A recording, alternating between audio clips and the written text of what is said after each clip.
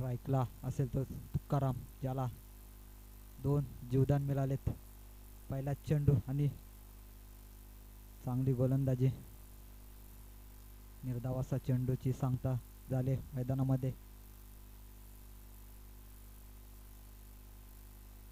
पुन्हा गोलंदाज तयार पंचांच्या डाव्या बाजूने.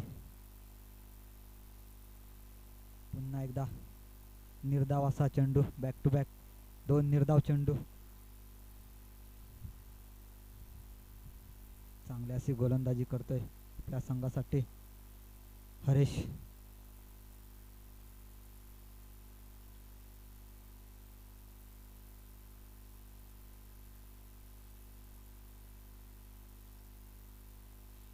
बॅक टू बॅक 2 निर्धाव असे चेंडू टाकलेत. पाहूया पुढील चेंडू आणि उंचावरून मारण्याचा प्रयत्नात आणि झेल खाली येतोय आणि झेल बाद होतोय. चांगली गोलंदाजी पाहायला मिळते. चांगला झेल पकडली तुकाराम. न्यू बॅट्समन एंटर होतोय तो विठ्ठल. 7व्या क्रमांकाचा बॅट्समन जातोय मैदानामध्ये विठ्ठल. कुठेतरी निघत तुकारामला चांगले असे चान्स भेटलेले. 2 झेल बाद झाल्या पण त्या झेलचा फायदा उचलता आला नाही आणि 5व्या ओव्हरला तो तिसऱ्या चेंडूवर बाद होतोय विठ्ठल. तुकारामची जागा भरून काढण्यासाठी जातोय तो विठ्ठल. पाहूया अजूनही 3 चेंडू शिल्लक. उंचावरून मारण्याचा प्रयत्न, झेल खाली येतोय ओमकार. पाहूया झेल होते काय. पुन्हा एकदा झेल बाद. विठ्ठल आला तसा परत पाठवलाय. चांगली अशी गोलंदाजी पाहायला मिळते आपल्याला मैदानामध्ये. हरेश याच्याकडनं 2 डॉट चेंडू टाकले. त्यानंतर बॅक टू बॅक 2 विकेट. पाहूया हॅट्रिकच्या उंबरठ्यावर येऊन पोचलाय गोलंदाज.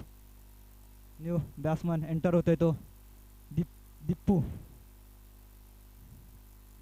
पाहूया गोलंदाज हॅट्रिकच्या उंबरठ्यावर आणि चांगली अशी मैदानामध्ये आपल्याला गोलंदाजी सुद्धा पाहायला मिळाली. म्हटलं जातं ना शेवटचा षटक असतो तो हाणामारीचा असतं पण त्याच्यात असं काही होत नाही.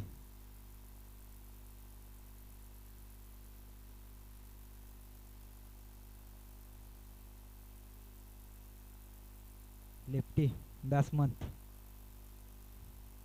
दीपू. रायटी लेफ्टीचं कॉम्बिनेशन मैदानामध्ये पाहायला मिळतं आपल्याला. पाहूया कशी गोलंदाजी लेफ्टी समोर होते.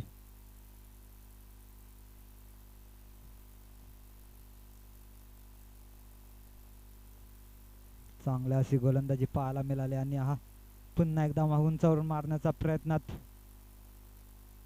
निर्धाव असा चेंडू.